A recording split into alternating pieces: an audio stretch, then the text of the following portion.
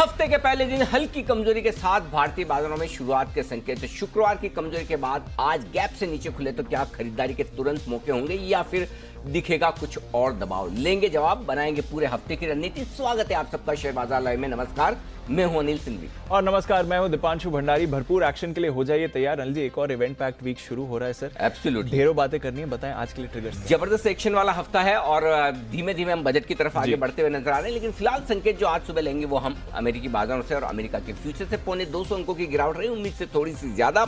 Nasdaq भी 100 point नीचे फिसल कर बंद हुआ, लेकिन एचडीएफसी बैंक ने उम्मीद के मुताबिक बेहतर नतीजे पेश किए। एनपीए घटा है, मुनाफा बढ़ा है। पीरामल ग्रुप ने डीएचएफएल के लिए बोली जीती है।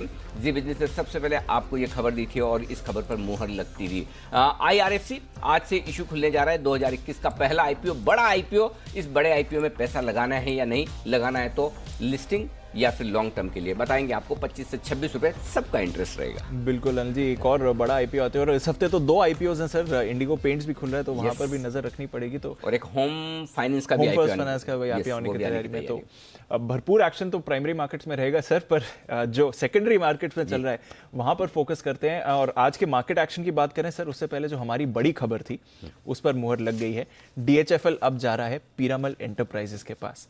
कैसे देखें सर, आप भी इसके बारे में बात कर रहे थे। पीरामल ग्रुप के लिए बहुत बड़ी खबर, बहुत बढ़िया खबर है, बहुत अच्छी खबर है। डीएचएफएल के एसेट्स में समस्या नहीं, बैलेंस शीट की जो दिक्कतें थी उस वजह से ये सब कुछ जो हुआ, लिक्विडिटी क्रंच जो बना, तो उस लिहाज से अगर देखें तो पीरामल ने अपने पोर्टफोलियो को डाइवर्सिफाई करने के लिए ये बहुत ही बढ़िया काम किया। क्योंकि अब तक पीरामल का बिजनेस ज़्यादातर होलसेल फाइनेंसिंग पर था, लेकिन डीएचएफएल की इतनी बड़ी बुक आ जाने के बाद अब रिटेल फाइनेंसिंग में पीरामल का बड़ा तगड़ा जो है वो नेटवर्क बनेगा। क्योंकि डीएचएफएल के जो ब्रांचेस हैं, जिस तरह का उनका बिजनेस है, नंबर ऑफ क्लाइंट्स हैं, वो पीरामल ग्रुप के लिए रिटेल में जाने के लिए इससे बढ़िया कोई एक्विजिशन हो नहीं सकता था, इससे बढ़िया प्राइस पर नहीं हो सकता था। हालांकि ओकट्री ने लास्ट मोमेंट तक बहुत कड़ी टक्कर दी, लेकिन वही है कि एक तो भारतीय प्रमोटर होने के नाते, दूसरा ओकट्री के लिए इंश्योरेंस वाला मामला भी था, क्योंकि डीएचएफएल में इंश्योरेंस बिजनेस भी है जहां रेगुलेटरी अप्रूवल्स की इशू होती। तो इन दोनों चीज़ों के चलते प्लस थोड़ा सा अपफ्रंट पेमेंट पीरामल की तरफ से ज़्यादा आने की जो संभावना बनी है, ये सब के चलते एक अच्छी डील इनके हाथ में लगी है। जहाँ तक स्टॉक प्राइस का सवाल है दीप, आपको याद है हम 1350 रुपये से लगातार रिकमेंड कर रहे थे और 1650 रुपये तक के टारगेट भी दिए थे। आज गैप से खुलता है, यहाँ पर अब आपको प्रॉफिट बुक करना चाहिए। न्यूज़ इज आउट, तो अब आप प्रॉफिट बुक कर लीजिए। शुक्रवार को भी हमने कल के 2000 में आपको कही था कि खरीद कर जाइए। सीओसी की मीटिंग थी, तो उसको देखते हुए मुझे लगता है कि अब आज जो भी गैप मिले एक बार प्रॉफिट बुक कर सकते हैं। बट लॉन्ग टर्म के लिहाज से कहीं कोई पीरामल में समस्या नहीं। इस स्टॉक की री रेटिंग करने में ये एक्विजिशन बड़ा साबित होगा। तो अगर आप ट्रेडर हैं तो आज गैप से जो मिलता है उस पर प्रॉफिट बुक करिए, और अगर आप इन्वेस्टर हैं तो बने रहिए, कोई चिंता की बात। और जिन्होंने डीएचएफएल को कर्ज दिया है उनको भी सर फायदा तो होगा ही डेफिनेटली।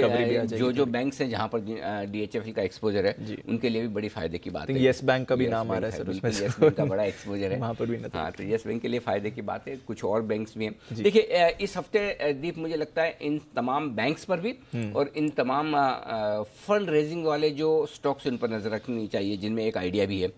आइडिया की हम बात करें, उनके भी फंड रेजिंग प्लान बहुत जल्दी आने वाले। जी बिजनेस ने आपको एक्सक्लूसिव खबर दी है, तब 10.5 रुपए से देखिए 12.5-13 रुपए के आसपास 14 तक पहुंच गया था सर। सॉरी 14 हो गया, 13.5 14 है इनफैक्ट, सॉरी। तो मुझे लगता है कि ये एक और स्टॉक है जिसपे फंड रेजिंग प्लान्स के चलते नजर रखनी चाहिए। देखिए, कुछ कुछ कंपनियों के लिए फंड रेजिंग प्लान्स, कुछ कुछ कंपनियों के लिए एक्विजिशन गेम चेंजर साबित होते हैं। ये गेम चेंजर जैसे पीरामल के लिए कि अगर आप रिटेल एसेट्स में चले जाते हैं, गेम चेंजर है। होलसेल से रिटेल एकदम परफेक्ट पोर्टफोलियो दोनों तरफ बन गया। वोडाफोन आइडिया के लिए पैसे की समस्या है, पैसा आ गया, आपके कर्ज कम हो गए, उसके बाद आपको सिर्फ एक ही काम करना है, नेटवर्क ठीक करके क्लाइंट एक्विजिशन या क्लाइंट्स जो आपके कस्टमर्स जो हैं दूसरी जगह जा रहे हैं उन्हें रोकना है। तो ये कुछ कुछ चीजें हैं जो कंपनियों की री रेटिंग कर सकती है, उन पर आपको फोकस करना चाहिए। बिल्कुल। तो और इन सभी स्टॉक्स के बारे में अनिल जी आपको पहले से ही बता रहे थे और हमने आपको एक्सक्लूसिव खबर भी दी थी, स्पेशली ये जो पीरामल एंटरप्राइजेस को डीएचएफएल मिलने वाला है उसके बारे में। एक बार देख लेते हैं हमारी क्या एक्सक्लूसिव खबर थी। पीरामल एंटरप्राइजेस के लिए बड़ी खबर है। पीईएल ने डीएचएफएल के लिए बोली लगाई और सूत्रों में बताया कि ये कंपनी पीईएल को ही मिलने की तैयारी। अब जो संकेत आ रहे हैं वो बिल्कुल साफ, जो स्वाति कह रही है वो ये क्लियर कट है कि ये रेस पीरामल जीतता हुआ नजर आ रहा है और पीरामल इस रेस के लिए पूरी तरह से जोर लगा रहा है और किसी भी वक्त आपको ये डील आती हुई दिखेगी। पीरामल एंटरप्राइजेस ने डीएचएफएल के लिए बोली जीत ली है। ये बिजनेस की खबर पर मोहर, और ये बिल्कुल हमारा हमेशा उद्देश्य रहता है कि हम अपने दर्शकों तक सही, सटीक और सबसे पहले खबर लेकर आएं, और बिल्कुल वही हुआ इस खबर में भी। बिल्कुल, तो जबरदस्त एक्शन अब आते हुए दिखेगा पीरामल एंटरप्राइजेस। नजर रखे इस काउंटर पर, जी बिजनेस की एक्सक्लूसिव खबर पर लगी है मुहर। सर, ये तो बात हो गई पीरामल की। रिजल्ट एक्सरे भी आज से शुरू हो रहा है, तो ढेरों रिजल्ट्स के बारे में वरिंदर बंसल से भी आज चर्चा करेंगे 8:30 बजे, वहां पर भी हमारी नजर रहेगी। मार्केट एक्शन फिर समझाएं सर, जिस तरह से अब संकेत आए हैं, थोड़ा पिछले हफ्ते कंसोलिडेशन रहा, पर भारतीय बाजारों के लिए इसको कैसे समझें? फॉर्मूला 1.5 दिन का रखो, 1.5 दिन वाला। हाँ, वही 1.5 दिन वाला फॉर्मूला रखो। आज सुबह गैप से खुलने के बाद देखते हैं कि रिकवर होता है या नहीं। देखिए, इंट्राडे के लिए 2 लेवल सबसे अहम है जी। निफ्टी पर 14,350 जी, और बैंक निफ्टी पर 32,000 जी। ये इंट्राडे के लिए। इसके नीचे जाएं तो ही आप सोचिए कमजोर है। अगर आप यहां से 75 पॉइंट नीचे हो जाएं, चिंता मत करिए। ओके, जब तक आप 14,350 के नीचे ट्रेड नहीं करते, तब तक बिल्कुल चिंता करने की बात नहीं। ठीक है। ये डे क्लोजिंग बेसिस या इंट्राडे? इंट्राडे वाला डे ट्रेडर्स के लिए बता जी। और बैंक निफ्टी पर जब तक 32,000 के नीचे न जाए आप ट्रेड। ओके। लेकिन अब एक दिन की गिरावट में सबके मन में सवाल आता है कि टॉप बन गया, कितना गिरेगा, कहां से रिकवर होगा। तो उन लोगों के लिए मैंने 2 लेवल निकाले हैं जी। तो आपको कमजोरी की फीलिंग तब आनी चाहिए जब निफ्टी 14,150 14,200 की रेंज को तोड़कर ट्रेड करना शुरू करे। ओके, ये लेवल नोट करके रख लीजिए। पहली लाइन जो मैंने लिखी है 14,150 14,200, ये आपके लिए निफ्टी पर जैसे इस रेंज को तोड़ के निफ्टी ट्रेड करना शुरू करता है, ये नहीं, 14,150 14,200 सबसे स्ट्रॉन्ग सपोर्ट लेवल निफ्टी के लिए जो है वो ये है 14,150 14,200। जी सर। 14,150 14,200 के जोन को तोड़कर अगर नीचे ट्रेड करना शुरू किया तो ट्रेंड हमारा पॉजिटिव से न्यूट्रल हो जाएगा। ओके, यहाँ हम गियर शिफ्ट करेंगे, एक नीचे आ जाएंगे। हाँ, न्यूट्रल हो जाएंगे। इसके बाद ट्रेंड रिवर्स कब होगा वो फॉर्मूले में बताया 13,850 याद है, वो तो हमारा फॉर्मूला है शुक्रवार को आपने बताया। तो 13,850। तो अभी 14,150 14,200 को आप मानकर चले कि रनिंग करेक्शन में आप इतना आ सकते हैं। ओके, हाई आपका 14,650 का है। 14,650 से 14,150 आते हैं, यानी 500 पॉइंट, 500 पॉइंट यानी कि 3%, 3 से 5% के करेक्शन को हम रनिंग करेक्शन, वो तो रनिंग करेक्शन, करेक्ट जी। बस। तो एकदम परफेक्ट लेवल निकल कर आ रहा है दीप 14,150 14। जब तक इस लेवल को नहीं तोड़ते हैं तब तक आप बिल्कुल भी मत सोचिए कि आप कमजोर है। ओके, अब क्लियर है? समझ गए सर। अब आइए बैंक निफ्टी। जी, यहां मैं लेवल थोड़ा ऊपर का दे रहा हूं, ओके, 31,750 31,800 दिन के लिए भी आप मान सकते हैं, चाहे तो अगर आपको बहुत सेफ्टी चाहिए। लेकिन मुझे लगता है जब तक 31,750 31,800 की रेंज को तोड़कर निफ्टी बंद होकर नीचे ट्रेड करना शुरू न करे, तब तक आप न्यूट्रल मत होइए। हालांकि इसके लिए कायदे से लेवल देखा जाए तो 31,550 का बनता है, लेकिन बैंक निफ्टी की ताकत और स्ट्रेंथ को देखते हुए मैंने 31,725 है, ये माफ कीजिएगा, 31,725 से 31,800 की रेंज है ये। ओके, इस पर फोकस करना है। 31,725 31,800 इसके नीचे जाए तो ही आपको बैंक निफ्टी में सावधान होना है। ठीक है। अब एक और चीज बताऊं, बैंक निफ्टी का हाई है दीप 32,718 जी, यानी कि लगभग 1000 पॉइंट, यानी कि लगभग 3%। सिंपल। ओके, 3% अगर करेक्ट होता है तो आपके लिए एडिशनल 2% की और जगह खुलती है। 3% तक के करेक्शन में आपका ट्रेंड नहीं बदल रहा जी, 5% के करेक्शन के बाद आपका ट्रेंड बदलने की तैयारी करता है शॉर्ट टर्म के लिए जी। तो इसलिए जब हम कहते हैं ना 5% से 15% का करेक्शन, वो वाकई में करेक्शन है। तो 3 से 5% की रेंज को आपको समझना है, ट्रेड करना है। ये अपने दिमाग में बिठा लीजिए, ये अभी के लिए नहीं, हमेशा के लिए। ओके, ये हमेशा के लिए बिठा कर रखिए। बुल मार्केट में आपको कैसे मार्केट को प्रेडिक्ट करना है कि कहां से मुझे चिंता करनी है, ये पता होना। बाकी देखिए, जो minute to minute, day to day, घंटे घंटे ट्रेड करते हैं, उनके लिए अपनी अलग चीजें हैं। लेकिन जो मतलब थोड़ा हफ्ते 2 हफ्ते का व्यू लेकर चलने वाले लोग हैं, उनके लिए ये लेवल्स इंपॉर्टेंट है। ओके, क्लियर है? ये है, ये इंपॉर्टेंट है। तो रनिंग करेक्शन की तरह ही माने, कोई परेशानी की बात अभी तक कोई ऐसा संकेत नहीं। हाँ, एक नेगेटिव क्या वो बता दूं। नेगेटिव ये है कि एफएस के डेटा थोड़े कमजोर है। नेगेटिव ये कि थोड़े से ग्लोबल मार्केट्स कमजोर है। नेगेटिव ये है कि आप ये कह सकते हैं कि थोड़ा पुट कॉल रेशियो हाई था जी। नेगेटिव आप ये भी कह सकते हैं कि बड़े दिनों से करेक्शन नहीं आया।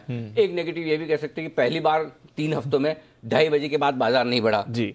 230 फैक्टर नहीं था, लेकिन नीचे से बढ़ा। हाँ, नीचे से बढ़ा 14,350 से 14,450। अब ये पॉजिटिव साइड पे। ओके, 14,350 से 14,435 की क्लोजिंग दी, वो आखिरी 1 घंटे की है। तो आखिरी 1 घंटे में बढ़ा तो है, एवरेज होके नीचे आया पहला। दूसरा, पुट कॉल रेशियो आपका घटकर एकदम नीचे आ गया। वो बड़ा कंफर्टेबल है 1.19 और क्या चाहिए। तीसरा एफआई की अभी भी कैश में खरीदारी बरकरार है। चौथा 1.5 दिन से ज़्यादा करेक्शन नहीं देखा। तो 4 पॉजिटिव है 4 नेगेटिव है। अब इसके बीच में आज का ट्रेडिंग सेशन हमारे लिए सबसे इंपॉर्टेंट है।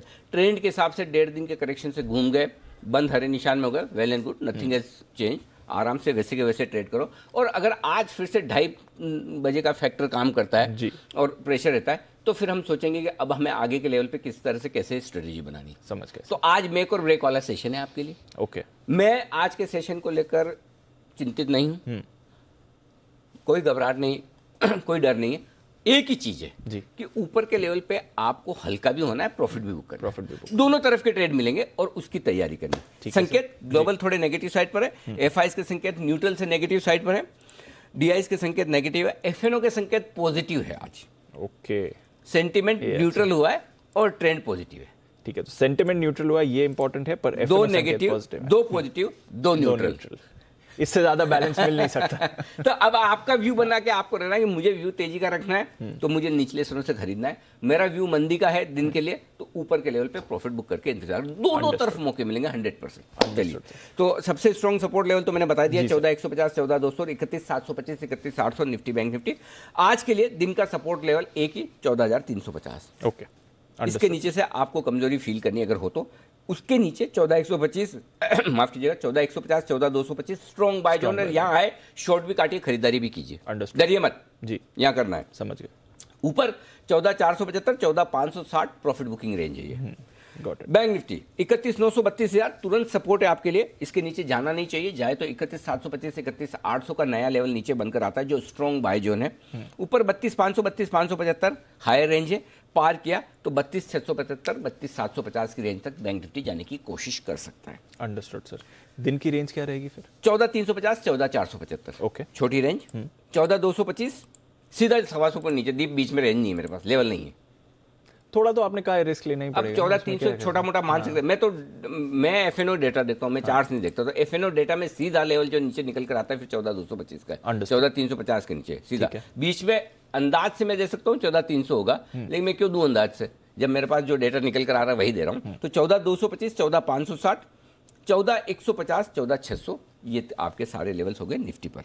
बैंक निफ्टी 32,000, 32,500, 31,900, 32,575 मीडियम रेंज है। ज्यादा संभावना है कि आप आज छोटी रेंज से ही काम चला लें, मीडियम तक भी शायद ना पहुंचे, फिर भी मीडियम रेंज 31,900, 32,575 है। और बड़ी रेंज 31,725 से चाहे तो 32,725 भी कर लें, 1000 पॉइंट राउंड फिगर में रहेगा, नहीं तो 32,675 आपकी रेंज है। अंडरस्टूड सर, ठीक है। आप जो संकेत बता रहे थे किस तरह से दिख रही है सर? एफआईएस की पोजीशनिंग और पीसीआर भी आप कह रहे हैं कंफर्टेबल है? एफआईएस देखो कम हो गए 82% से 67% पे आ गए, लगातार थोड़ा कर रहे हैं सर। अब आने तो इनको 60-62 से फिर खरीदेंगे। ओके, हो सकता है आज से ही चालू तो करें। रेंज में आने वाले हैं अब। हाँ, अब ये खरीदारी की रेंज आ रही। देखो तेजी के मार्केट में डीप ये 60-62 के नीचे जाते नहीं है और 82-83-85 पॉइंट के ऊपर जाते नहीं जी। ये इनकी रेंज है। करेक्ट, रेंज ऑब्जर्व करो। Range observe. अच्छा, एक और चीज बता दूं जो मैंने एक्सपीरियंस से सीखा, रेंज हमेशा सेम नहीं रहती। एक जमाना था दीप, जब मैंने शुरुआती समय में पीसीआर ये एनालिसिस करना शुरू किया कि पुट कॉल रेशियो से मैं क्या मतलब निकालूं। उस समय पुट कॉल रेशियो ओवरसोल्ड होता था 0.7, 0.75, 0.8 पे, एक के नीचे जाकर ओवरसोल्ड होता था। हाँ। अब तो मुझे याद ही नहीं आता पिछली बार मैंने मार्च को छोड़ दो तो कब मैंने 1 के नीचे देखा ही नहीं है। तो अब मैं अगर ये सोचूं 1.19 के पुट कॉल रेशियो पे मैं कैसे बोल दूं ओवरसोल्ड है, तो फिर मैं ही गलत कर रहा हूं। आपको उस समय के ट्रेंड के हिसाब से जाना है जी। बाजार का ट्रेंड तेजी का है, तेजी के बाजार में पुट कॉल रेशियो 1 के नजदीक भी ओवरसोल्ड हो जाएगा, मंदी के बाजार में 1 के नीचे भी चला जाएगा। करेक्ट है ना। तेजी के बाजार में पुट कॉल रेशियो ओवरबॉट 1.80 पे जाके होता है, 1.70 के ऊपर से सोचना चाहिए। मंदी के बाजार में 1.40, 1.50 पे हो जाता है। तो आप किस तरह के मार्केट में, उस हिसाब से आपका डेटा इंटरप्रिटेशन, डेटा तो वही रहेगा, आपका विश्लेषण उस हिसाब से होना चाहिए कि आप जिस मार्केट में, उस मार्केट में मार्केट किसी पर्टिकुलर डेटा पर किस हिसाब से रिएक्शन देता है। अंडरस्टूड। तो अगर यहाँ 1.25, 1.20, 1.15 आ गया मार्केट का रिएक्शन, आप 100% मैं बोलता हूँ इस पुट कॉल रेशियो के दम पर अगर आज आप गैप से नीचे खुले तो नीचे से रिकवरी आएगी। ओके, सिर्फ इस एक डेटा के बेसिस पे मैं आपको दावे से बोल सकता हूँ। और आपको याद है पिछले 2 दिनों से हम ऊपर में क्यों बोल रहे हैं, 170, 180 के पुट कॉल रेशियो में ऊपर में प्रॉफिट बुकिंग आनी है। अब प्रॉब्लम क्या है, अगर मैंने 8 बजे एनालिसिस किया तो जरूर थोड़ी 9:15 खुलते आ जाएगा जी। वो मार्केट आपको कब ओबलाइज करेगा वो आपको पता नहीं है, लेकिन करेगा, डेटा पर रिएक्शन देगा, ये बात पक्की है। तो इस पर खरीदारी आएगी, ये ध्यान में रखने वाली बात है। विक्स थोड़ा सा बढ़ा है 4%, हल्का सा, तो थोड़ी सी मतलब वो वैसे ये 20 से 24 हो गया सर, धीरे धीमे हो करके। गया। थोड़ा डिस्कम्फर्ट है, थोड़ा डिस्कम्फर्ट है, बस सिंपल यही है। ठीक है, तो पोजीशंस का क्या करें sir, existing positions? 14,350 day traders के लिए और क्लोजिंग बेसिस पर भी यही स्टॉप लॉस रखिए।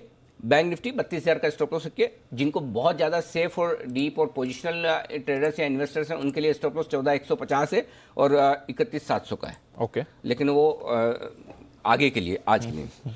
शॉर्ट 14,600, आप चाहें तो स्टॉप लॉस को 14,500 रख सकते हैं अपनी रिस्क के हिसाब से। Okay, sir. मेरा ये मानना है अगर आप शॉर्ट है तो अब 14,600 का रखिए, थोड़ा सा चांस ले लीजिए, 14,600 का रखिए। 32,600 का बैंक निफ्टी पर रखना चाहिए आपको स्टॉप लॉस, ये आपके लिए शॉर्ट पोजीशन पर। ओके सर, नई पोजीशंस कैसे बनाए? खरीदें 14,350 के नजदीक खरीदे, देखो कितना है 14,420 और प्रीमियम निकालो आप, डीप है 25 पॉइंट की रह गई, प्रीमियम कम हो गई, 14,400 के आसपास खुला है। 14,350 बढ़िया लेवल है, अगर मिले तो वहां खरीदना चाहिए। 14,300 का स्टॉप लॉस है। 425, 475, 500 और 550, ये 4 टारगेट ऊपर के लिए रखिए आप निफ्टी पर। ओके सर, बेचना है 14,500 से मूड बनाना शुरू करिए। बेचना है, मुझे बेचना है, बनाया 14,500 पे भी अगर आपको मल्टीपल लॉट्स बेचने हैं तो 14,500 पे बेचो, 14,550, 575, 600, 650 तक बेचते रहो, वहां तक बेचते रहो। हाई अब तक का निफ्टी का हाई है 14,653 का। जी सर, वो आपका स्टॉप लॉस हो जाएगा। लेकिन फिलहाल 14,500 से 14,575 भी अच्छी रेंज है जहां बेच सकते हैं, स्पेशली गैप से नीचे खुले तो। गैप से नीचे नहीं खुले तो 14,550 के ऊपर बेचना शुरू करो। गैप से नीचे खुले तो 14,500 की रिकवरी में भी वहां बेच देना। अंडरस्टूड। ठीक है, 14,600 का स्टॉप लॉस, 14,475, 435 और 14,403 टारगेट के लिए जी। Okay, bank nifty sir? खरीदिए 31,900 32,000 की रेंज में। एग्रेसिव ट्रेडर हैं तो, और बड़ा शांत स्वभाव के, आराम से मिला तो ठीक, नहीं मिला तो मेरा क्या ले गया, Correct. वो निर्विकार भाव से जीने वाले लोग, वो 31,725 31,825 की रेंज में खरीदे। Okay, sir. जिन्हें जल्दबाजी नहीं, मिला तो ठीक, नहीं मिला तो ऊपर वाले की मर्जी टाइप्स, है ना। तो इसलिए जिनको एग्रेसिव, जो सर पे हमेशा कफन बांध के निकलते घर से, आज तो मुझे ट्रेड करना ही है, इसके बगैर मैं रह नहीं सकता, तो उनके लिए 31,932,000 है। अंडरस्टूड सर, है ना। तो उनके लिए 31,932,000 है। 31,700 का स्टॉप लॉस है। 32,100, 32,250, 32,325, 32,500, ये 4 टारगेट होंगे उनके लिए। Understood sir. और जो शॉर्ट करना चाहते हैं जी। वो जरूर करें। 32,500, 32,575 की रेंज में बेचिए, जरूर बेचिए। 675 में और बेचिए, आए ऊपर तो स्टॉप लॉस 750 का स्ट्रिक्ट होगा, इसके बाद मतलब शॉर्ट नहीं रहना। हाँ, ठीक है। और नीचे 32,350, 32,275, 32,100 और 32,000 तक के टारगेट के लिए आपको करनी है पिकवान। तो आज जैसे आप कह रहे हैं इवन सेटअप है, दोनों तरफ के मौकों का फायदा उठाना है सर। मैं तो चाहता हूँ जितना गैप से खुले उतना बढ़िया। हाँ मुझे गैप डाउन चाहिए आज। सर, एसजीएक्स निफ्टी रिकवर हो रहा है वैसे नीचे वो से। प्रॉब्लम वही है एक्चुअली, जब तक खुलेगा आपकी एडवाइस सब सुनकर गैप डाउन होगा नहीं। पता नहीं, वही है। चलो ठीक है, जो होगा। जब अल्टीमेटली तो क्या है, पहले आपकी स्ट्रेटेजी कितनी बना लो, मैदान में उतर के जब गेम शुरू हुआ तब खेलना है ना, है ना। सोच के तो जाओ कि ऑफ स्टम्प के बाहर बॉल आएगी तो छोड़ूंगा, मारूंगा ये। लेकिन हाँ, कल बाय द वे क्या बैटिंग की भाई, ब्रिलियंट सर, मजा आ गया। और ये वॉशिंगटन मतलब मानिए सुंदर सर, और ये शार्दुल ठाकुर, ये बी टीम भी नहीं, सी टीम है बल्कि, और उस हिसाब से जिस तरह से ये लोग खेल रहे हैं सर, जबरदस्त है। शोले में ठाकुर के हाथ नहीं थे, काम आ गया। यहाँ ठाकुर के हाथ काम आया। देखा था कैसे? अरे गजब गजब, Superb। वो युवराज सिंह टाइप सिक्स था एकदम, बिल्कुल मजा आ गया वो मैच देखना। आज देखा नहीं मैंने सुबह, पता नहीं आज सिचुएशन क्या है। बारिश की थोड़ी कंडीशन है, बट ऑस्ट्रेलिया भी थोड़ा लीड कर रहा है। 100 रन की लीड हो गई थी। ऑस्ट्रेलिया के 4 विकेट गिर गए वैसे। बढ़िया, ठीक है। इंडिया की बैटिंग ना करनी आए, चौथी इनिंग में बारिश हो जाए तो ठीक है। नहीं सर, करेंगे जिस तरह से खेल रहे हैं। क्या बात है, वाह, बैटिंग करेंगे जी बिल्कुल। तो एक मौका मिलना चाहिए लीड करने बिल्कुल बिल्कुल बढ़िया है। और यंगस्टर में जोश बहुत है, बढ़िया एक्शन है। अच्छा, बैन लिस्ट सर ट्रिपल हो गई है। बीएचईएल था, उसमें सेल और आइडिया जुड़ गए। जो भी मेरे फेवरेट स्टॉक सब बैन में आ जाते सारे, और लास्ट वीक तीनों पर कॉल्स थी। Not fair. अच्छा, बाय द वे देखिए, जिन्होंने सेल किया है, ऑफर फॉर सेल में पैसा लगाया, उनको मजे हो जाएंगे। जी सर, शायद मेरे ख्याल से 65 67 के आसपास 67 के आसपास। फाइनल क्लियरिंग प्राइस 67.25 ऐसे कुछ है। ठीक है, डन। तो ये है। अच्छा सर, डेटा समझाएं। जो आप कह रहे हैं कि एफआईएस का डेटा अब न्यूट्रल कर दिया है, डीआईएस अभी भी नेगेटिव, थोड़ा ठंडा हो रहा है दीप। वो गर्मी नहीं है जी। हालांकि 971 करोड़ की खरीदारी की, लेकिन उतने ही सामने घरेलू फंड ने बेच दिया 942 करोड़। वायदा कारोबार के डेटा खराब है। एक दिन ये इंडेक्स फ्यूचर्स बेचते हुए रुके थे, 3 दिन से बेचे थे। शुक्रवार को डेटा नहीं आया, अब शुक्रवार का डेटा आज वापस नेगेटिव आया। 1000 करोड़ से ज्यादा का इंडेक्स फ्यूचर बेचना, थोड़ा इंडेक्स पे हल्के हो रहे हैं, इसलिए मैं कह रहा हूँ कि ऊपर में बेचना है। राइट, नीचे गैप मिलेगा तो खरीदना, ऊपर गैप मिलेगा तो बेचना है। वैसा है। अब ये हफ्ता आपके लिए ओपनिंग पे काउंटर ट्रेड करने का हफ्ता है। ओके, और ओपनिंग में जिनको ट्रेड करने का मजा है 9-15 9-20 पे जो ट्रेड करना चाहता हूँ वो हमेशा ये प्रार्थना करे, दुआ करे भाई कि गैप मिले, ऊपर का गैप मिले तो बेच दो, नीचे का गैप मिले तो ले लो, दोनों तरफ के ट्रेड मिलेंगे। तो ये आपके 1000 करोड़ की बिकवाली 932 करोड़ के स्टॉक फ्यूचर बेचे, ये भी ज़्यादा है जी, साइजेबल बिकवाली है। तो थोड़ा एफआईएस के डेटा मुझे गड़बड़ दिख रहे हैं। लेकिन साथ ही एक चीज़ और जो दीप में कहना चाहता हूँ वो कि आपका 67% आ गया है लॉन्ग पोजिशन पर, कितना बेचोगे भाई, जीरो के थोड़ी जाना है आपको। तो इसलिए आमतौर पर 60-62% की रेंज में आकर एफआईएस बेचना बंद कर देते हैं। तो बेचना बंद करने की रेंज भी आ रही, वो अच्छा है। अब एफएनओ निफ्टी में 4 लाख शेयर कम हुए, प्रीमियम भी घटिए, हल्के हो गए, पुट कॉल रेशियो हम डिस्कस कर ही चुके हैं। बैंक निफ्टी में भी देखिए 128 पॉइंट से प्रीमियम घटकर आधी रह गई 67 पॉइंट की, 60 पॉइंट प्रीमियम उड़ गई, तो वो भी अच्छा है जी, थोड़ा ओवरसोल्ड है, ये दिख ही रहा है। अब लेवल्स क्या इंपॉर्टेंट है, मेरे लिए एक ही लेवल इंपॉर्टेंट है। सीरीज की शुरुआत थी हफ्ते वाली, तो डेटा ज़्यादा नहीं है, 14,500। ओके, 14,500 के ऊपर जाने के बाद ही तेजी करने वाले फिर से सर उठाकर कह सकते हैं हाँ भाई हाँ, टाइगर इज बैक। ज़्यादा दूर नहीं है सर वैसे, हाँ थॉट प्रोसेस तो यही होनी चाहिए, ज़्यादा दूर नहीं है। क्यों? 14,500 के कॉल्स पर हाईएस्ट ओपन इंटरेस्ट है दीप 28 लाख शेयरों का जी, पुट में भी हाईएस्ट ओपन इंटरेस्ट 17 लाख उसी लेवल पर। हाँ, लेकिन 19 लाख शेयर कॉल राइटर्स 14,500 के ऐड हुए शुक्रवार को, ओके, पहले ही दिन। तो वो ओपन इंटरेस्ट कॉल्स का वहाँ ज़्यादा है, और 14,600 पे 22 लाख ऐड हुए हैं। माफ़ कीजिएगा, हाईएस्ट ओपन इंटरेस्ट 14,600 है, सॉरी, कॉल्स में 14,600 है, पुट में 14,500 है। ओके, तो आप 14,500 के पार निकलेंगे तो ही आप तेजी में आएंगे। ओके, अगर आप 65 पॉइंट बढ़ जाते हैं, 70 पॉइंट बढ़ जाते हैं, तो आप तेजी में नहीं है। अंडरस्टूड। मैं तेजी 14,501 से गिनूंगा, और 14,600 पार नहीं होगा आसानी से, अनलेस कि अब अमेरिका के फ्यूचर आपको 200-250 पॉइंट ऊपर दिख जाए कर जाए, तब तो अलग बात है।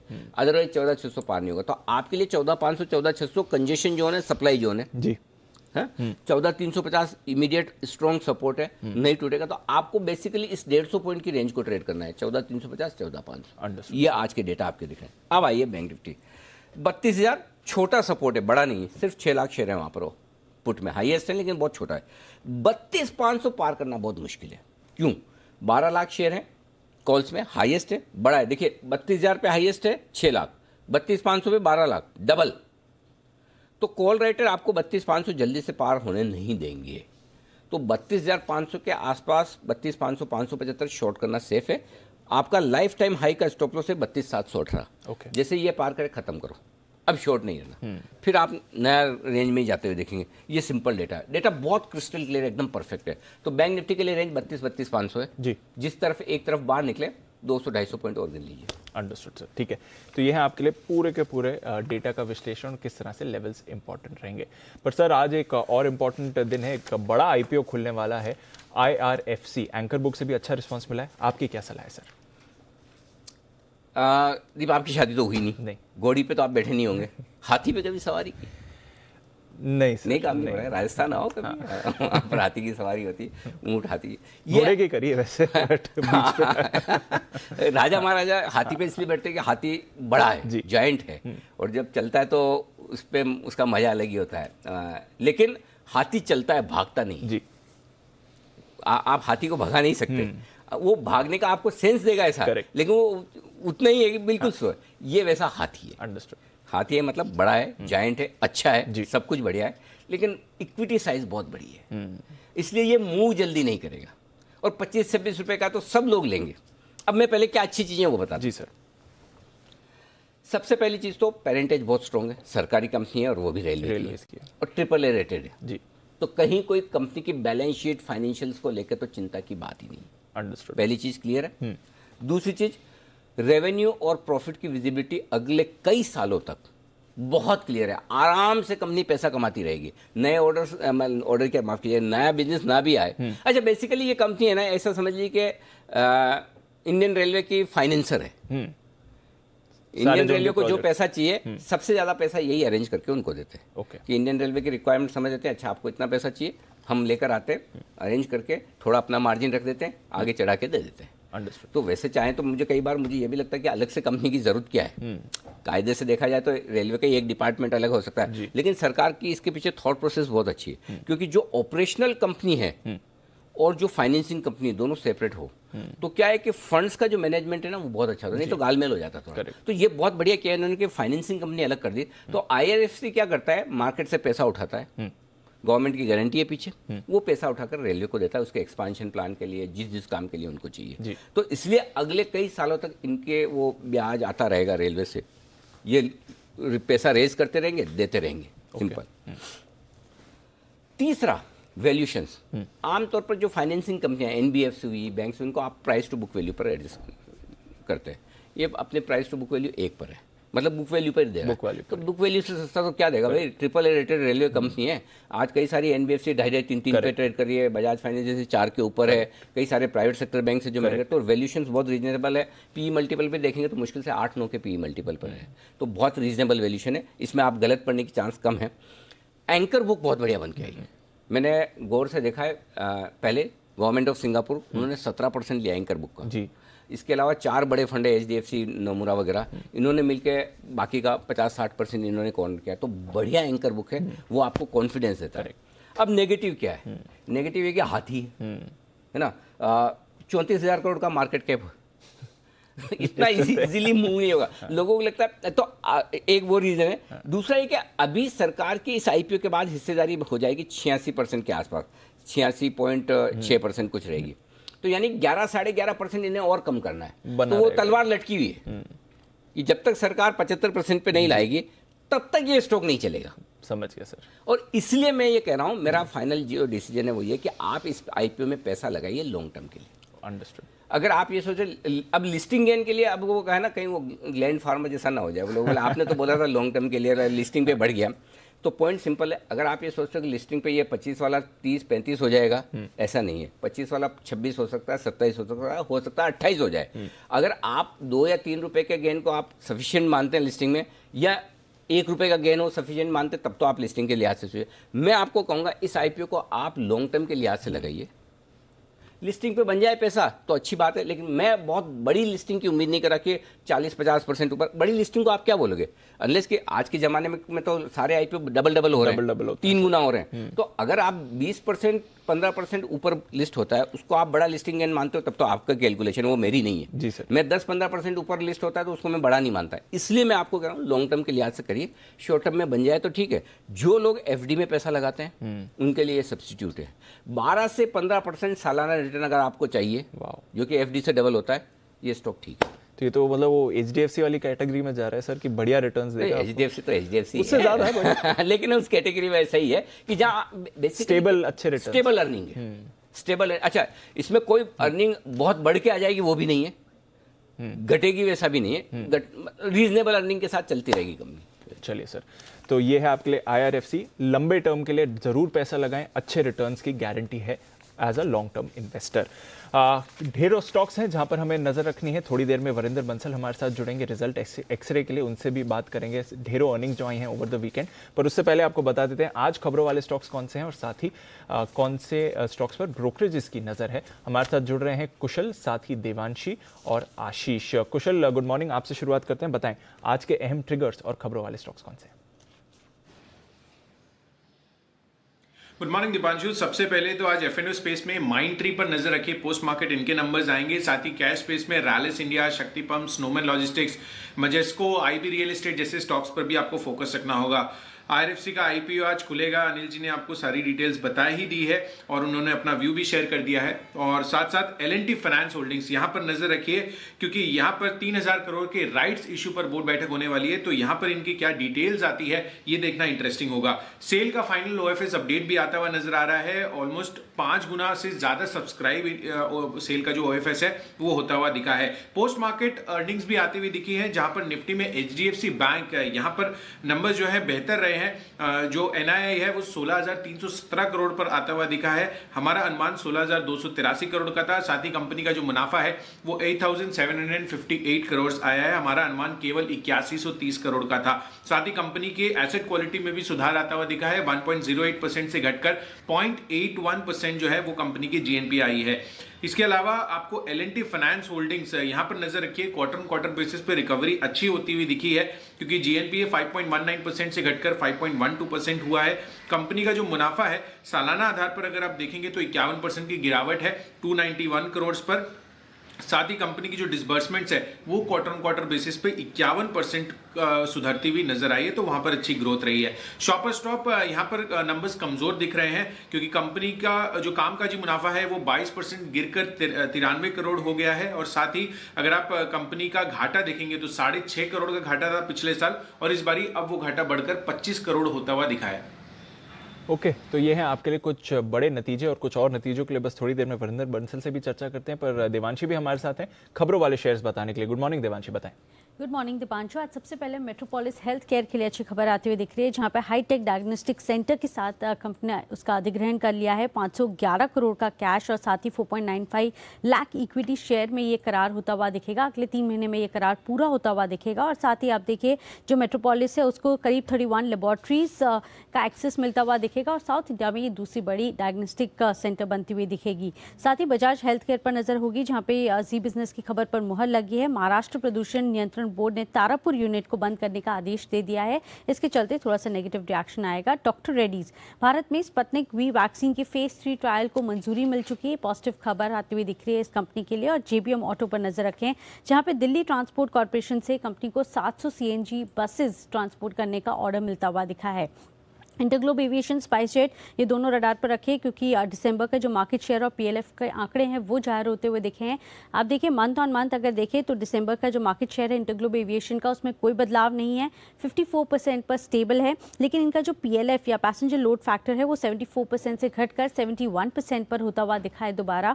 और स्पाइसजेट की अगर बात करें तो मार्केट शेयर 13.2% से घटकर 13% हुआ है, और पैसेंजर लोड फैक्टर इस बार बढ़कर 78% होता हुआ दिखा है, जो पहले 77.7% था। इसके अलावा GTND पर नजर रखनी होगी, जहां पे ग्लोबल इंजीनियरिंग कारोबार को कंपनी 87 करोड़ में बेचने की योजना कर रही है, इस पर नजर रखें। और आखिर में इंडियन ह्यूम पाइप पर नजर होगी, जहां पे उत्तर प्रदेश सरकार ने पहले कंपनी को एक ऑर्डर दिया था जो कि करीब 500 करोड़ का था, लेकिन अब वो ऑर्डर घटकर 400 करोड़ का हो चुका है। तो इसी के चलते हल्के से नेगेटिव सेंटिमेंट्स इस स्टॉक पर आते हुए दिखेंगे, तो यहाँ पर नजर रखनी होगी। ऑलराइट, तो ये हैं आपके लिए कुछ खबरों वाले शेयर्स। आइए देखते हैं ब्रोकरेजेस का क्या कहना है FIR में।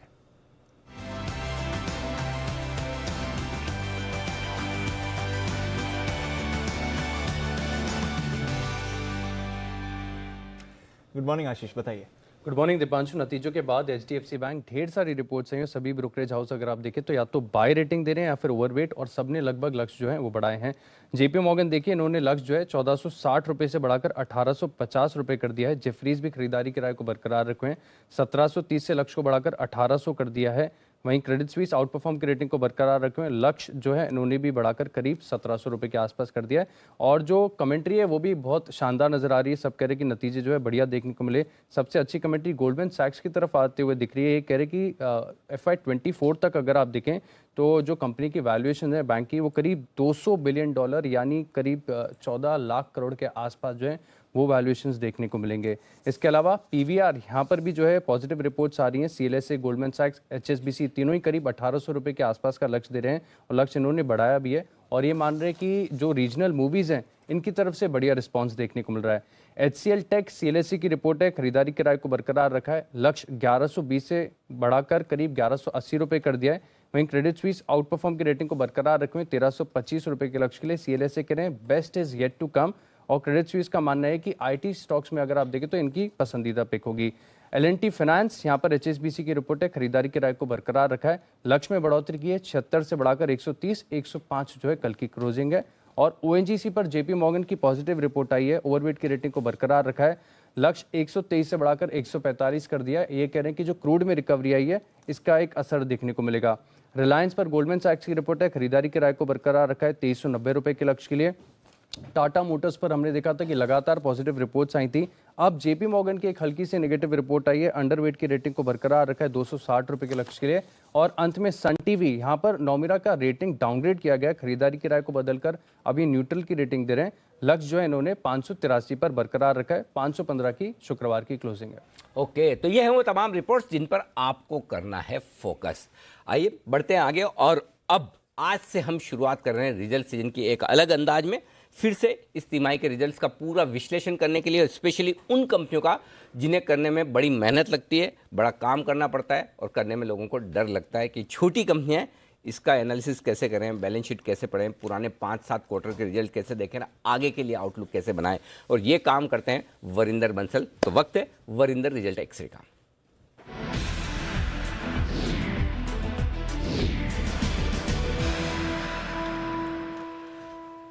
Good morning Varinder. सबसे पहले तो वरिंदर बंसल का नाम तो वही है, नीचे कुछ बदल गया है, अब फाउंडर ओमकारा कैपिटल है। तो ओमकारा कैपिटल के फाउंडर साहब का बहुत बहुत स्वागत है, गुड मॉर्निंग। लंबे समय बाद मुलाकात हो रही है इस बार। पहले तो आपके नए वेंचर के लिए बहुत बहुत शुभकामनाएं। और जो मुझे सेंस मिलता है, लोगों से बात करता हूँ, ट्विटर पर देखता हूँ, बहुत प्यार दे रहे हैं लोग, और जिस तरह का क्वालिटी काम और रिसर्च आप कर रहे हैं वरिंदर, वो ज़बरदस्त है। तो मेरी टीम की तरफ से दिल से बधाई स्वीकार करें आप। All the best. Thank you sir, thank you so much. आपने ही सिखाया है, हम सब कर्मयोगी है, काम करते रहो, काम करते रहो, काम करते रहो, आपसे सीखा है। Thank you so much. बताइए, तो शुरुआत करते हैं काम की इस सीजन की। अच्छे रिजल्ट्स लेकिन थोड़े महंगे वैल्यूशंस जो आपने बनाए, वो यही चीज़ मुझे जो अच्छी लगती है कि हर चीज़ अच्छी या बुरी है, एक भाव से अच्छी है, भाव से उतनी अच्छी नहीं है। तो जरा इसे समझाएं कि इस कैटेगरी में कौन से रिजल्ट्स आपने रखे हैं। सर, इस अर्निंग सीजन में ना ये सबसे जरूरी चीज होगी कि देखो, इस क्वार्टर में सबको पता है सर कि नंबर्स बहुत बहुत बहुत अच्छे रहने वाले हैं, ठीक है ना। Everyone knows that because base इतना कमजोर था, और इस बार नंबर्स 2 गुना 3 गुना 4 गुना भी आ सकते हैं कुछ कंपनीज के। मैं बार बार बोल रहा हूँ कि अर्निंग से जरूरी वैल्यूएशन है इस बार, तो आप वैल्यूएशन पे ज्यादा ध्यान दीजिए। ऐसा ना हो कि नंबर्स आने के बाद स्टॉक का टॉप बन जाए और मालूम चले कि हाँ यार ये क्या हुआ, ये तो स्टॉक में फंस गए। तो सर, आपने एचडीएफसी बैंक और एल&टी फाइनेंस के बारे में बात कर ही चुके हो। एक very small thing, HDFC bank के नंबर्स मेरे हिसाब से बहुत तोड़फोड़ नहीं थी सर। एंड अगेन सर, अगले साल का भी अगर मैं वैल्यूएशन देखूं तो इसका बुक वैल्यू कुछ 400 के आसपास है, तो ट्रेडिंग अराउंड 3.5-4 टाइम्स, सो वो 2 टाइम का जो बुक वैल्यू देखा था हमने मार्च में, अभी वो हायर लेवल पे चला गया है। सो एक वो दिमाग में बात रखिए।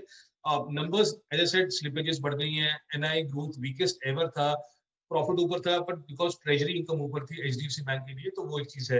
एल&टी फाइनेंस के नंबर बेहतर आए थे compare to estimate sir, but इसमें 2 चीजें हैं सर। एक तो वैल्यूएशन उतना महंगा नहीं है, बिकॉज अभी भी सर ये 1.2 1.3 बुक वैल्यू पे ट्रेड कर रहा है। दूसरा सर, इसका कॉन कॉल है 11 बजे, राइट इशू आने वाला है, तो उसमें ज्यादा पता चलेगा आपको कि मैनेजमेंट का विजन क्या है आगे जाके। सो कॉन कॉल बहुत जरूरी रहेगा 11 बजे।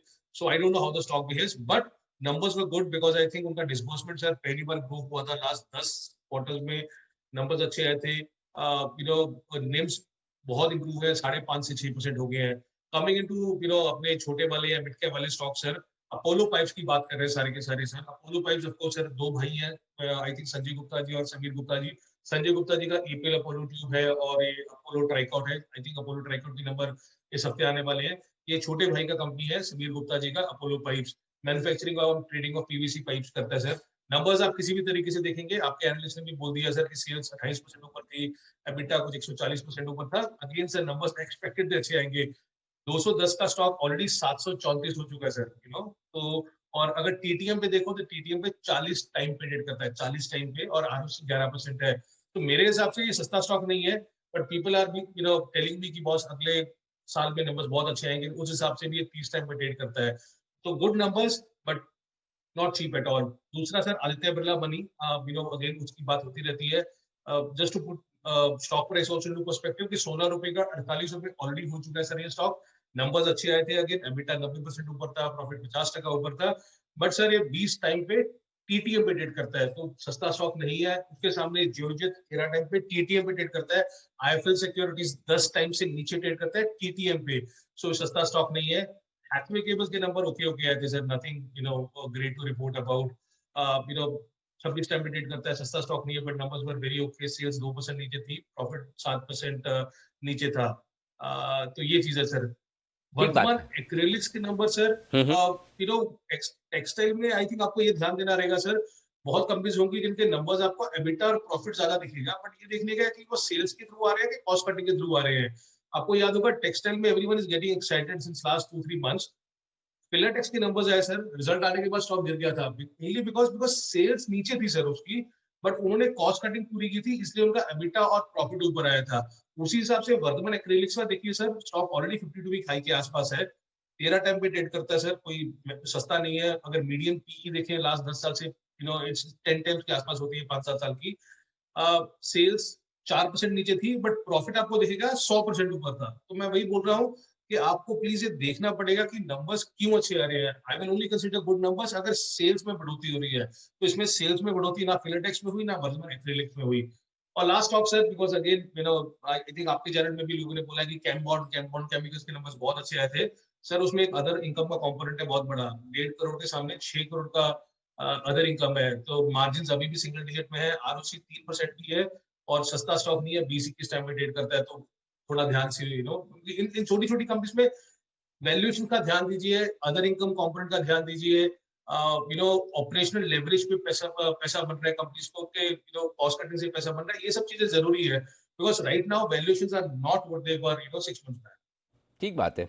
तो ये है आपके लिए जो रिजल्ट्स ठीक ठाक है। एक और आपने रिजल्ट हैथवे केबल का भी देखा है, ये कैसे दिख रहे हैं सर? हैथवे के नंबर Y-on-Y क्वार्टर बहुत सिमिलर ही थे सर। सेल्स 2% नीचे थी, एबिटा 6% ऊपर था, प्रॉफिट 7% नीचे था। अब सर 6,000 करोड़ का मार्केट कैप हो चुका है, टीटीएमपी पे 26 टाइम पे ट्रेड करता है स्टॉक, 11 से 34 आई थिंक ऑलरेडी हो चुका है स्टॉक, अभी भी 40% नीचे हाई से। बट मुझे nothing exciting about Hathway numbers which came in. To be honest sir, अगर लास्ट 2 दिन के नंबर्स देखूं मैं, देयर इज नथिंग कि जो मुझे लगे कि इतने अच्छे नंबर आए हैं और इतना अच्छा वैल्यूएशन पे मिल रहा है अभी भी, तो वो माउथ वाटरिंग को छू सके। एल&टी फाइनेंस का थोड़ा सा है, बट अगेन एल&टी फाइनेंस के con call will be more important for me at 11 AM to hear what the management is. Otherwise, I think it's priced in, a lot of numbers which came in the last 2 days. ठीक बात है। तो चलिए, ये है आपके results का पूरा एनालिसिस। फिर मुलाकात होगी कल सुबह आपसे। बहुत बहुत शुक्रिया वरिंदर ये सारे रिजल्ट्स का विश्लेषण देने के लिए। आइए, आज है सोमवार और वक्त है पिक ऑफ द वीक का। ये डे वाली नहीं, पूरे हफ्ते के लिए हमारे एक्सपर्ट्स करके आए विशेष तैयारी।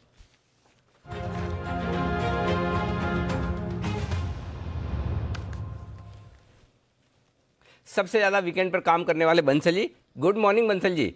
बताइए सर, कौन सा है पूरे हफ्ते का share? Very good morning Anil ji, very good morning Deepanshu. सबसे पहले तो अनिल जी आपके इस कॉम्प्लीमेंट की अनिल जी काफी धन्यवाद अनिल जी। बिल्कुल आपने अनिल जी, मैं तो अपने आप को ही मानता हूँ सबसे ज्यादा काम करता हूँ वीकेंड पर, घर का भी और मार्केट का भी। अनिल जी बिल्कुल आपने ठीक पहचाना। और Anil ji, pick of the week है पीरामल इंटरप्राइजेज, जिसको आप कंटिन्यूसली रिकमेंड करते आ रहे हैं अनिल जी, जिसको आप कंटिन्यूसली रिकमेंड करते आ रहे हैं। 1600 का स्टॉप लॉस है, 1677 यहां पर पहला टारगेट है और 1677 के लेवल्स आएंगे।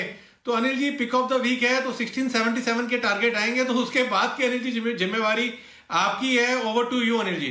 Thank you. चलिए, तो 1677 आए, वहाँ प्रॉफिट बुक कर ले ताकि मेरी भी जिम्मेदारी वही खत्म हो जाए। बंसल जी देखिए, जिम्मेदारी दूसरों पर डालना तो कोई मुझसे सीखे। तो इतना दमदार 12 एक्सपर्ट का एक्सक्लूसिव पैनल ऐसे थोड़ी बनाया है मैंने, इसलिए बनाया कि सारी जिम्मेदारी मैं आपके मजबूत कंधों पर डाल सकूं। कुणाल जी सुप्रभात, बताएं सर।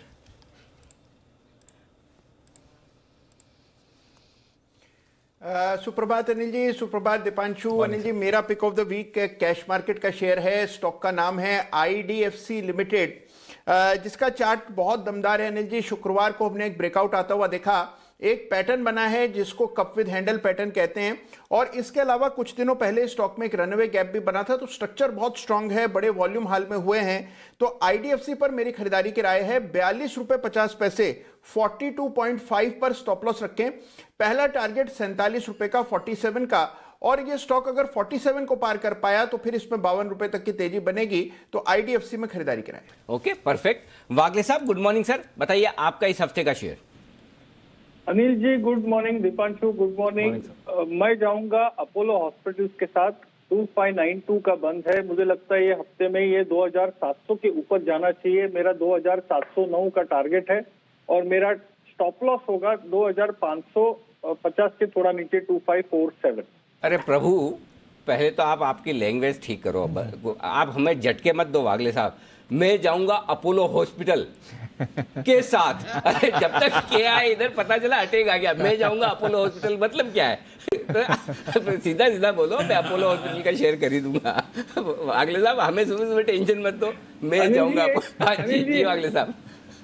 अनिल जी, आपने ये सोच भी कैसे लिया कि आप सब लोगों के साथ होते हुए मैं हॉस्पिटल का सोच भी सकता हूँ? ये बात तो सही है, बिल्कुल भी नहीं। ये आपका खुद का अपमान है, ये हो नहीं सकता। नहीं, आपके शब्दों का असर है, लेकिन ईश्वर आपको बहुत अच्छी सेहत और बहुत अच्छी उम्र दे। हमारी सबकी दुआएं बिल्कुल वागले साहब, हमारे सबके आप पसंदीदा हैं, प्रिय है। तो वागले साहब की अपोलो हॉस्पिटल खरीदने की राय 2709 रुपए के टारगेट के साथ। आइए सुमित जी, सुप्रभात, बताएं sir. Good morning Anil ji, good morning.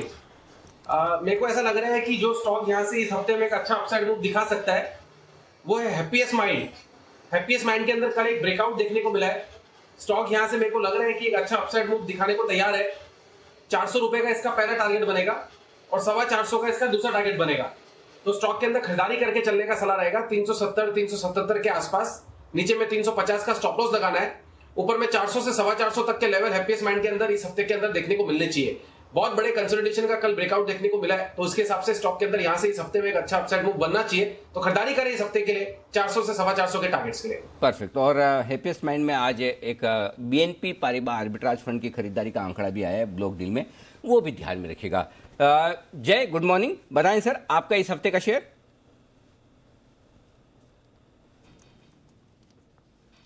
Good morning to you Anil ji and good morning to you Deepanshu. Morning.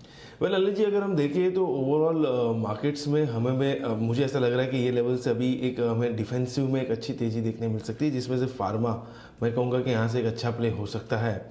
और उसी में मुझे एक स्टॉक पसंद है जो कंटिन्यूसली एक higher top higher bottom form कर रहा है और एक अच्छे अप ट्रेंड में है, और लास्ट वीक में उसने एक अच्छा एक बाई क्रॉसओवर भी दिया है, वो है APLL एलेंबिक फार्मा, जो करीब 1088 के आसपास क्लोज आया है। अनिल जी, इसमें एक थोड़ा साइड वाइज कंसोलिडेशन हुआ है और मुझे ऐसा लग रहा है कि ये स्टॉक में ऑन द लोअर साइड एक अच्छा सपोर्ट है 1047 पे।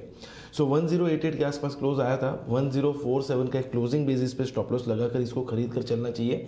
फर्स्ट टारगेट इसका 1160 का बनता है, सेकंड टारगेट बनेगा 1190 का। 1160 1190 ये दो टारगेट्स के लिए इसको खरीद कर ये पूरे हफ्ते के लिए चल सकते हैं। ओके, एलेंबिक फार्मा में करें खरीदारी, ये राय है आपके लिए जय की तरफ से।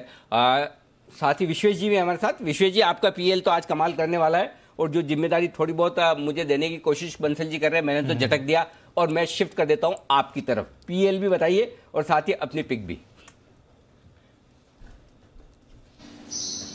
Good morning sir, good morning Deepanshu, good morning. Voting के आधार पे अगर निष्कर्ष निकाले तो आई थिंक DHFL PL की झोली में आ रहा है। और देखिए, हमने 1400 से रिकमेंड करना शुरू किया था और जो मेरा इवेंचुअल टारगेट है स्टॉक पे वो है 2000 रुपीज का। और purely on the basis of technical, इतने बड़े कंसोलिडेशन से निकला है, इतना अंडर परफॉर्म किया है। और जब आपने मेरे साथ दिया था with fundamental reasoning and trigger, जब आपने बताया था कि DHFL buyout could be the major trigger, मुझे लग रहा है देखिए अनिल जी, लास्ट वीक में एक बहुत ही ब्यूटीफुल चीज हुई है कि फर्स्ट टाइम सिंस अप्रैल 2020, मतलब पूरा 1.5 साल का कंसोलिडेशन, और उसमें भी लास्ट 4 महीने का बहुत बड़ा ट्रायंगल पैटर्न ब्रेकआउट हुआ ना वीकली क्लोजिंग। अनिल सर, जब इस तरह का ब्रेकआउट होता है तो जो एक्सप्लोसिव मूव होता है अगले 2 से 3 वीक में, वो तो ट्यून ऑफ 30-40% होता है। तो अगर ब्रेकआउट लेवल पकड़े 1550 और वहां से अगर 30% प्रोजेक्ट करूं तो 450 रुपए एड्स टू अबाउट 2000 रुपीज। तो मेरे हिसाब से eventual target should be of 2000 rupees. हमने लास्ट वीक भी PEL रिकमेंड किया था, तो मुझे लगता है ये वीक में बंसल जी के साथ ही मैं रहना चाहूंगा। मेरा स्टॉप लॉस जो होगा वो थोड़ा सा बड़ा होगा, क्योंकि मुझे लगता है न्यूज फ्लो के हिसाब से अगर थोड़ी सी प्रॉफिट बुकिंग आती है तो उसमें वॉलेटिलिटी रह सकती है। तो देखिए 1550 के आसपास स्टॉप लॉस रखिए, 1630 के आसपास का क्लोज है। In dip towards 1600, 1517 my opinion is a strong buying opportunity. ये वीक में 1750 से 1800 तक के टारगेट मैं एक्सपेक्ट करूंगा पिरामल एंटरप्राइज पर। ओके, तो ये है आपके लिए पिरामल एंटरप्राइजेस पर खरीदारी करने की राय आज विश्वेश जी की तरफ से भी है। जैन साहब भी हमारे साथ है। जैन साहब, बताएं सर आपके लिए हफ्ते का pick. Yes, very good morning Anil ji. And हफ्ते का पिक के पहले मैं यही बोलना चाहूंगा कि मैंने जो फ्राइडे इवनिंग स्टॉक्स दिए थे, 4 स्टॉक्स, एक बार उनका नाम रिपीट करना चाहूंगा मैं अनिल जी। अपोलो हॉस्पिटल्स मैंने इंट्राडे FNO पे दिया, जो कि वागले जी ने भी दिया। इंडियन होटल्स, मुझे लगता है कि रिकवरी थीम में ऑलरेडी होटल स्टॉक्स मैंने काफी दिए हैं, तो ईस्ट इंडिया एसोसिएटेड भी पहले दिया था, ईस्ट इंडिया होटल्स भी अच्छा लगता है। इंडियन होटल्स है इंट्राडे कैश मार्केट के पिक के तौर पे। AIA इंजीनियरिंग, जो कि शायद राकेश जी बंसल जी ने भी और कुणाल जी ने भी 10 की कमाई में शायद फ्राइडे को या थर्सडे को दिया था, वो पोजिशनल पिक के तौर पे मैंने AIA इंजीनियरिंग दिया है। और फॉसेको इंडिया लॉन्ग टर्म पिक है, जो कि मैंने पहले जेम्स साहब के जेम्स में भी दिया था, टारगेट अचीव हुआ, अब नीचे आया है। फैंटास्टिक फाउंड्री की एक कंज्यूमेबल्स की कंपनी है, तो वहां पे ध्यान दे। And pick of the week जो है वो है मेरा एक्सचेंजिंग सोल्यूशन। मुझे लगता है कि ये बहुत बढ़िया लेवल्स पे है, बहुत फैंटास्टिक कंपनी है, एक IT कंपनी है जो कि एक अच्छे वैल्यूएशन पे अवेलेबल है, एक MNC पेडिग्री की कंपनी। सो एक्सचेंजिंग सोल्यूशन के साथ जाएं। और दूसरा, अगर इजाजत हो तो अनिल जी एक और देना चाहूंगा pick of the week. Jain साहब, एक्सचेंजिंग सॉल्यूशन का स्पेलिंग बताओ। एक्स है खाली पहले एक्स और फिर वो ई वाला नहीं, हमारा एक्सचेंज वाला एक्सचेंज नहीं है ये। पूरी रिसर्च करके आए हो एकदम बराबर। अच्छा, बाय द वे, ये जो आप बता रहे ये वाला इसने दिया, ये वाला 10 की कमाई में था। अब आप लोग इतने शो करते हो, सुबह शाम दिन में 5-6 घंटे तो आपके शो होते हैं सबके, तो हर स्टॉक कहीं कहीं किसी में तो मिल ही जाएगा, तो हर एक स्टॉक की सब लोग क्रेडिट ले सकते हैं आराम से, कोई टेंशन नहीं। लेकिन अच्छी बात है कि आप दूसरों को भी देते हो क्रेडिट, कि चलिए सब लोगों ने अपने अपने हिसाब से स्टॉक्स रिकमेंड किया। अच्छा विश्वेश जी, आपका रह गया था या आपका PL ही था? सर मेरी ओर से PL था। हाँ। और एक्चुअली अगर देना चाहो तो एक और पिक मैं रिकमेंड कर सकता हूँ, लेकिन मेरे हिसाब से वंस मार्केट पिक उसके बाद भी हम कर सकते हैं कैश मार्केट का। परफेक्ट, डन, ठीक बात है। तो PL विश्वेश जी की भी पिक है, बंसल जी की भी है, और जैन साहब को भी पसंद है ये। बाकी सारे stocks Apollo hospital, Indian hotel, Foseco, exchanging solution, AIA engineering, लंबी लिस्ट।